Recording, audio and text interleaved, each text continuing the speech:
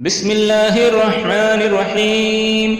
آمن الرسول بما أنزل إليه من ربه والمؤمنون كل آمن بالله وملائكته وكتبه ورسله لا نفرق بين أحد من رسله وقالوا سمعنا وأطعنا غفرانك ربنا وإليك المصير. لا يكلف الله نفسا إلا وسعها لها ما كسبت وعليها ما اكتسبت ربنا لا تؤاخذنا إن نسينا أو أخطأنا ربنا ولا تحمل علينا إصرا كما حملته على الذين من قبلنا ربنا ولا تحملنا ما لا طاقة لنا به واعف عنا واغفر لنا وارحمنا أنت مولانا فانصرنا على القوم الكافرين.